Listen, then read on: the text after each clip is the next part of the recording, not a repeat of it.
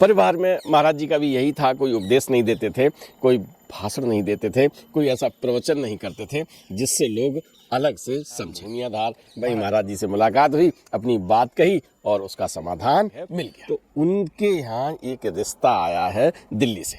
पब्बी जी की पत्नी का कहना है कि बरेली का नहीं, दिल्ली का ज़्यादा बढ़िया है। तो एक ही हल दोनों लोगों ने तय किया कि चलो महाराज जी के यहाँ चल रहे हैं। तो देखते ही महाराज जी कहते हैं, हाँ शादी करनी है बेटी की। जैसे ये कहा, अरे महाराज जी आप तो बैठो, जाओ प्रसाद लेके आओ।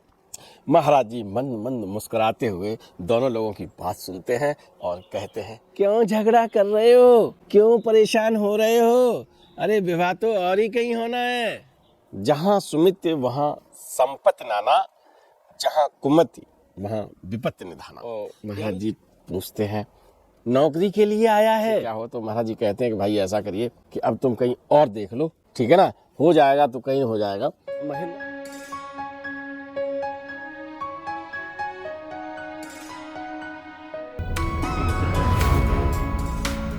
दाम्पत्य जीवन सुखी रहे, इसके लिए बताया महाराज जी ने मंत्र। एक ऐसा तथ्य जहां सुख वैभव यश सब कुछ, पारिवारिक शांति कैसे रहेगी, एक सामान्य घटना से बताया। नमस्कार, आप देख रहे हैं धर्मदृष्टि पत्रिका का यूट्यूब चैनल दस्तक मीडिया। मैं विनोद शुक्ल आपको सुना रहा हूं बाबा नीम करोली की अद्भुत गाथाएं। अद्भुत गाथाओं की श्रृंखला में हम महाराज जी के भक्तों से आपको मिलवा रहे हैं।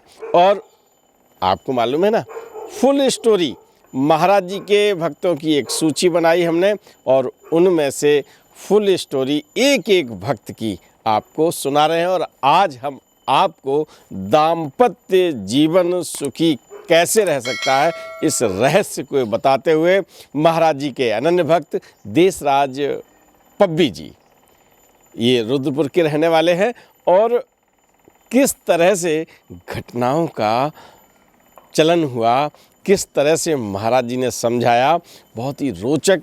और बहुत बने रहिए मेरे साथ, है ना, रोचक तो है ही। आप मेरे साथ वीडियो के अंत तक बने रहेंगे तो मैं आपको पूरी तरह से आश्वस्त करता हूं कि आपको दाम्पत्य जीवन जीने का एक सूत्र मिल जाएगा महाराज जी के द्वारा। रुद्रपुर में पब्बी जी रह रहे हैं, जीवन सामान्यतः चलता है। रुद्रपुर के पास ही कैंची धाम है ना, रुद्रपुर से आगे हल्द्वानी, हल्द्वानी से कैंची धाम जाते हैं।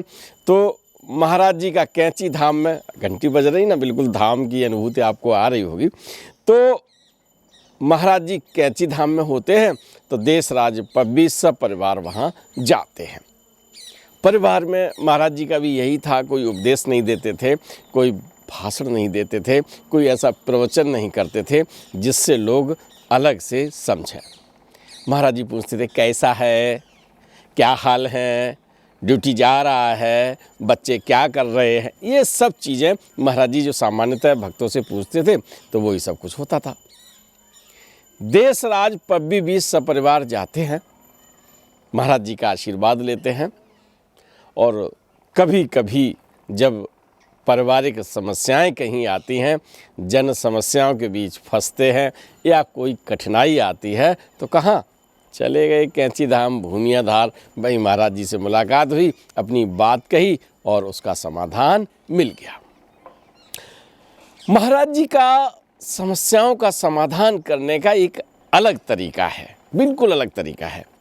अब हम आपको देशराज पब्बी के घर लिए चलते हैं। तो हम ये मान लीजिए कि पब्बी जी के घर पर हैं और पब्बी जी के परिवार से मिल रहे हैं।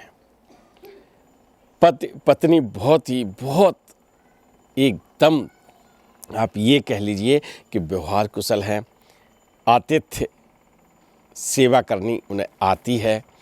जब ये सब गुण होते हैं तो परिवार में सामाजिक प्रतिष्ठा का जो ग्राफ होता है वो बढ़ जाता है। पब्बी जी के बच्चे बड़े हो गए हैं और उनकी बेटी विवाह योग्य हो गई है। अब जब जिस माँ बाप की बेटी बड़ी हो जाती है तो वो सबसे पहले चिंता करते हैं कि हमारी बेटी का कहीं अच्छे घर रिश्ता हो जाए, क्योंकि माँ बाप का घर बेटी के लिए कहते हैं ना एक अतिथिशाला जैसी होती है। मायका क्या कहते हैं कि इसे पराए घर जाना है, और अगर सच में ये कहें कि अपने ही घर से अपने घर जाना है, बेटी के लिए मेरा जो मानना है उसके दो घर हो जाते हैं। माँ बाप का घर कभी पराया नहीं होता, और जहाँ पति का घर मिलता है वो भी पराया नहीं होता।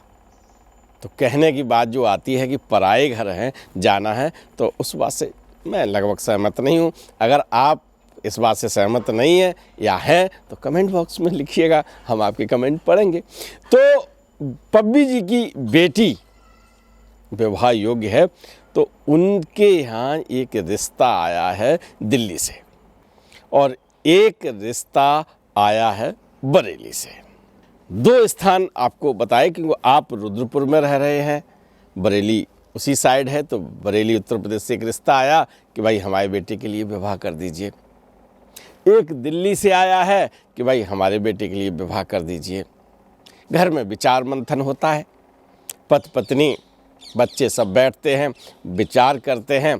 आपको पता है, चलिए बात चली तो मैं आपको बता दूं कि पहले जब विवाह हुआ करते थे तो घर का जो कर्मचारी तरह से होता था, नाई, वो लड़का देखने जाया करता था। वो पास कर देता था तो परिवार देखते थे, और परिजन देखने के बाद फिर विवाह की बातें आगे बढ़ जाती थीं। फिर थोड़ा प्रचलन वैसा हुआ। अब परिवार वाले देखने जाने लगे। जिस दौर में मेरी शादी हुई है तो वहाँ न लड़का लड़की को देखता था, न लड़की लड़के को देखती थी। ये एक कालखंड होता है जहाँ ऐसा चलता है, और मुझे लगता है कि उसी कालखंड की बात है। तो पिताजी कह रहे हैं कि ऐसा करिए, जो जो चीज़ें हमारे समझ में आई हैं वो बरेली का रिश्ता अच्छा है। पब्बी जी की पत्नी का कहना है कि बरेली का नहीं, दिल्ली का ज़्यादा बढ़िया है।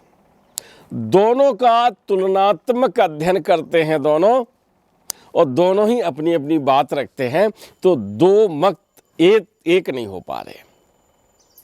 वो कहते साहब लड़की की शादी बरेली कर दो तो बिटिया बहुत सुखी रहेगी, और उनकी धर्म पत्नी कहती नहीं नहीं नहीं, आप मानते नहीं, सुनते ही नहीं हो हमारी। अरे आप दिल्ली करिए शादी, फिर देखो बिटिया बहुत सुखी रहेगी।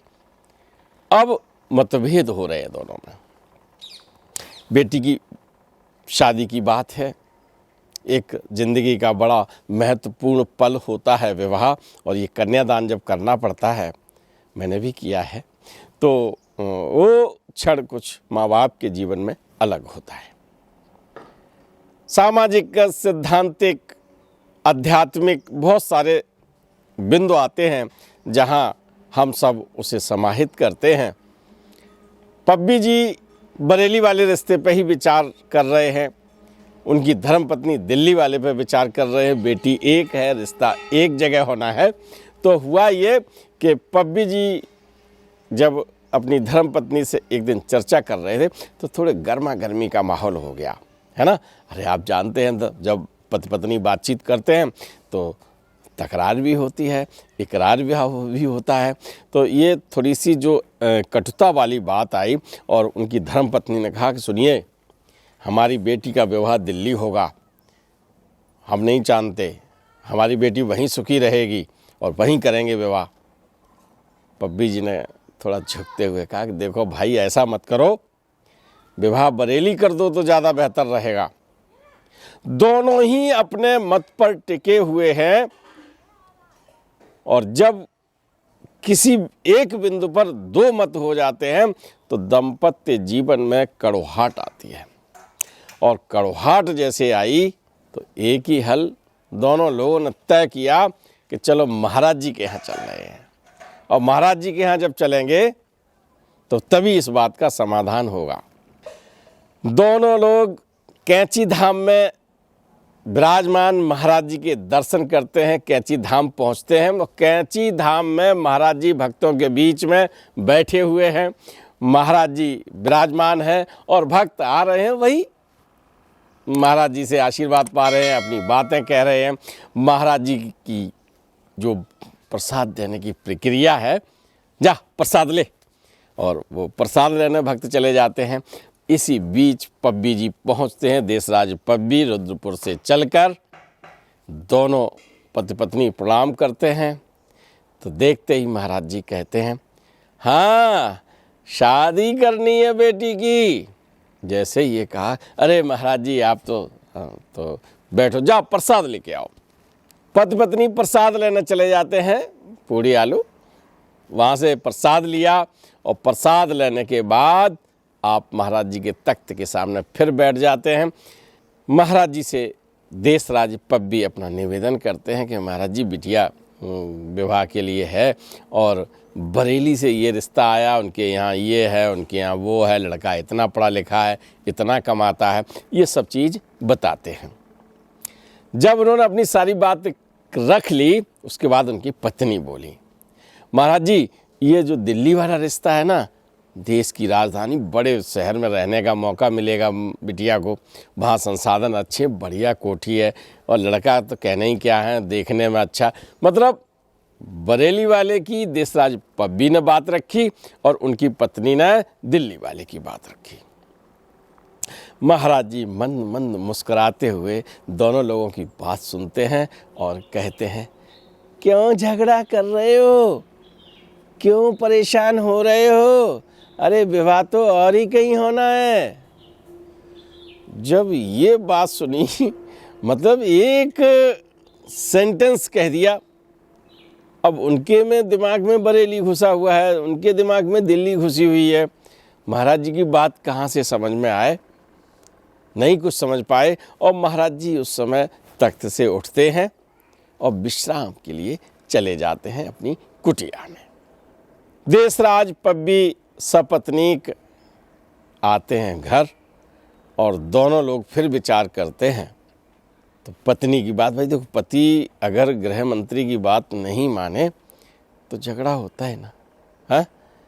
और जब परिवार का मुखिया गृह मंत्री को साथ लेके चलता है तो क्या होता है, संपन्नता रहती है, वैचारिक मतभेद नहीं होते हैं। और महाराज जी ने जो सूत्र दिया वहाँ पर ये दिया कि तुम दोनों परेशान मत हो, लड़ो मत, न दिल्ली पर विचार करो न बरेली पर विचार करो, है ना। न केवल एक बात कही, विवाह तो और कहीं होना है। लेकिन ये पब्बी साहब समझ नहीं पाए। पब्बी साहब आते हैं और पत्नी की बात मान के दिल्ली जाते हैं। जब दिल्ली पहुंचते हैं जहां रिश्ते की बात चली थी, उसने कहा साहब हमारी तो सगाई हो गई, दूसरी जगह शादी कर रहे हैं। घर लौट के आए, अपनी पत्नी को बताया कि साहब शादी तो उसकी हो गई। अब उनकी पत्नी ने कहा कि चलो अब एक जगह हो गई, हमें तो ये लगता है तुम्हारे ही मन की होनी है, और चलो ठीक है, अच्छा है, चलो बरेली चले जाओ। जब वो बरेली पहुंचते हैं पब्बी साहब, तो उनका भी रिश्ता कहीं हो चुका होता है। अब उनकी समझ में आया कि महाराज जी ने तो ये कहा था कि ये विवाह तो और ही कहीं होना है, और हम ये बात को समझ ही नहीं पाए, विवाह कहीं और होना है। तो दोनों लोग मंत्रणा करते हैं घर पे बैठ के कि भाई देखो, आप दिल्ली कहते, आप बरेली की बात करते हैं, दिल्ली और बरेली में हम लोग झूलते रहे, है ना। और महाराज जी ने ये कह दिया कि विवाह कहीं और होना है। अब ऐसा करिएगा, घर के और सब काम धाम रखिए और कहीं और लड़का देख लीजिए। ये चर्चा 2-4 दिन घर में चलती है। इसी बीच एक रिश्ता आता है पंजाब अमृतसर से, है ना, जहाँ स्वर्ण मंदिर है। देखा है हमने? नहीं देखा? जलियांवाला बाग है, बहुत ऐसा स्थान है। वहाँ से रिश्ता आता है और उस रिश्ते में बातचीत होती है, दोनों पति पत्नी सहमत होते हैं और वहाँ रिश्ता हो जाता है। आपको लगा होगा कि एक सामान्य सी घटना थी ये, लेकिन बेहद असामान्य घटना थी, क्योंकि पति और पत्नी के बीच मतभेद भी होते हैं एक बिंदु को लेके। और महाराज जी ने जो ये कहा कि और कहीं होना है, इसमें एक सूत्र निकलता है कि न तो पति की मंतव्य भरी बात पूरी होती है, न पत्नी की हो पाती है। और जब ऐसा लगता है कि मेरे मन की न हो न तेरे मन की हो, और जब और कुछ हो तो वो ऊपर वाले के मन की होती है, तो बात और ज़्यादा अच्छी होती है। तो हमेशा परिवार में जो सहमति बनती है उसे सुख का साधन कह सकते हैं, सुख का सूत्र कह सकते हैं, सुख का मंत्र कह सकते हैं। और जो महाराज जी ने एक शब्द में बताया, निर्णय कुछ और हुआ और उस निर्णय में सुख शांति, मतलब अब मान लीजिए हम थोड़ा सा विश्लेषण अगर इस पर लें कि अगर बरेली शादी हो जाए और बेटी को कष्ट होता तो पत्नी कहती हम कहते रहे तुम दिल्ली कर दो, और अगर दिल्ली शादी हो जाती और उसे थोड़ा कष्ट होता तो पति क्या कहता, हमने समझाया था तुम्हें बरेली करो, मानी ना तुम, है ना। ऐसा होता है। जबकि दोनों चीज़ें जहाँ कहीं भी किसी बिंदु पर परिवार में जहाँ कहीं दो बिंदु आएँ तो वहाँ पर हमेशा करना क्या चाहिए, एक ही बिंदु पर रहना चाहिए। और सहमति से जो काम करते हैं, सहमति से काम कर सकते हैं वो बहुत। और एक बात बता दूं मैं आपको, मैं एक जगह गया था और उनका बहुत बड़ा परिवार था। प्रैक्टिकल बात बता रहा हूँ। 1 दर्जन बच्चे थे उनके, और 1 दर्जन बच्चे अगर हों तो कितनी बातें होती हैं, कितने समायोजन एडजस्टमेंट करने पड़ते होंगे। उनके पीछे लिखा था, जो परिवार के मुखिया थे उनके तख्त के पीछे लिखा था कि समझौते में ही सुख है। तो मित्र, अगर पारिवारिक बातों को लेकर हम कभी झगड़ते हैं, कुछ करते हैं, तो वहाँ क्या करें, चर्चा करें और जो सही बात हो उस पर समझौता करें। रामचरितमानस में भी तुलसीदास जी ने लिखा है, जहाँ सुमित वहाँ संपत्ति नाना, जहाँ कुमति वहाँ विपत्ति निधाना। यानी जहाँ सुमित होती है, जहाँ बातें होती हैं, सहमति होती है, समझौता होता है, जहाँ पर सन्मार्ग पर चलने की बातें होती हैं, वहाँ निश्चित रूप से सुमति होती है, अच्छी मत होती है। वहाँ पर संपत्ति नाना तो हो ही जाएगी। और जहाँ कुमति होती है, जहाँ बुद्धि विपरीत दिशा में चलती है, कुमत का मतलब एक सद्मार्ग को छोड़ के आदमी जब चलता है, तो वहाँ पर विपत्ति निधाना, यानी विपत्तियों का अंबार लग जाता है।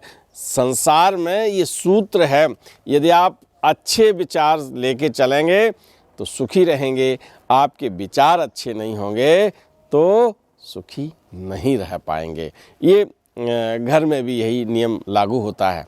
एक बार देशराज पब्बी जी के मित्र महेंद्र सिंह आए और बोले, भैया बहुत परेशान है यार, लड़के ने पंतनगर विश्वविद्यालय है उसमें इंटरव्यू दिया था, नौकरी बिल्कुल ये लगा था कि लग गई है, लेकिन अब इंटरव्यू के बाद भी कोई खोज खबर नहीं आ रही है। अब होता क्या है कि जब आदमी को ये लगे कि आदमी भैया बिल्कुल नियुक्त होने जा रही है, नौकरी मिल गई, इंटरव्यू हो गया, तो अब कुछ ही दिन में लेटर मिल जाएगा, अपॉइंटमेंट लेटर मिल जाएगा। और जैसे जैसे समय बढ़ा, महेंद्र सिंह की परेशानी बढ़ गई। अब वहाँ पूछ नहीं सकते नियुक्ति विभाग में, भाई हमारे बेटे को इंटरव्यू क्यों नहीं, लेटर क्यों नहीं मिल पा रहा है। चिंतित होकर देशराज पब्बी साहब के पास पहुँचते हैं कि साहब आपकी महाराज जी से बड़ी जुगाड़ है, आप महाराज जी के बड़े भक्त हैं। जुगाड़ कह देता ना आदमी कि आपकी जुगाड़ है, आपका मानते हैं, आप कहोगे तो ज़्यादा होएगा, है ना। तो पब्बी जी ने कहा, अरे महाराज जी अपने हैं और उनसे हम पूछ लेंगे एक दिन। तो महाराज जी से निवेदन करने बोले, अब भाई काम करो, बेटा को ही भेज दो, ना हम चल रहे ना आप चल रहे, या बेटा को भेज दें, बेटे की देखो पूछ के आएगा।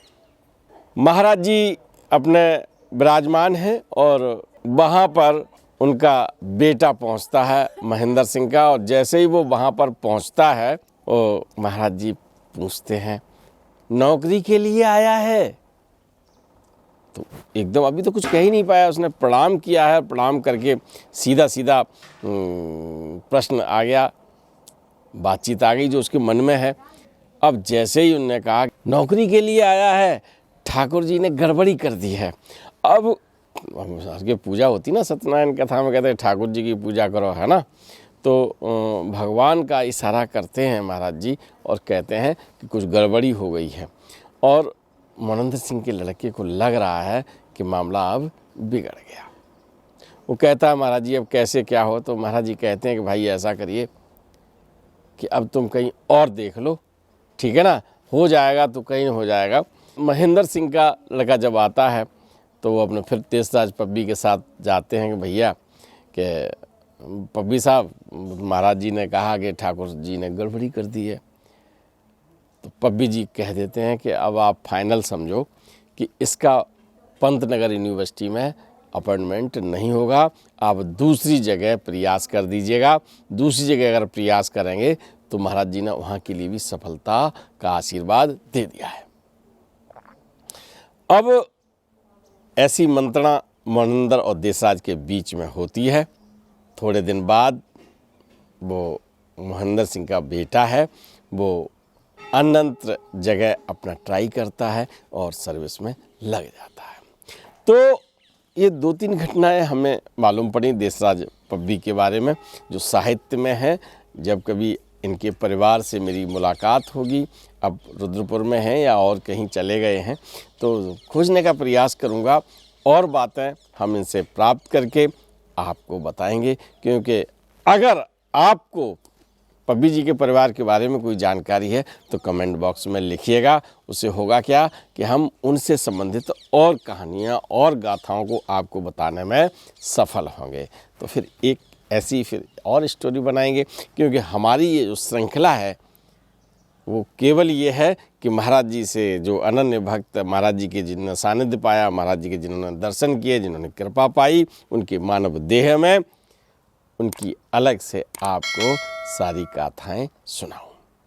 तो इस श्रृंखला में पब्बी जी का ये एपिसोड आप सबके दाम्पत्य जीवन में सुखमय जीवन चले।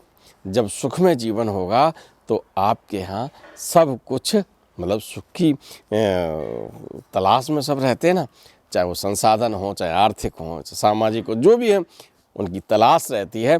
तो आपका दाम्पत्य जीवन सुखमय हो, इन्हीं भावनाओं के साथ आज लेते हैं हम आपसे विदा। फिर मिलते हैं एक और फुल स्टोरी के साथ। तब तक के लिए राम राम।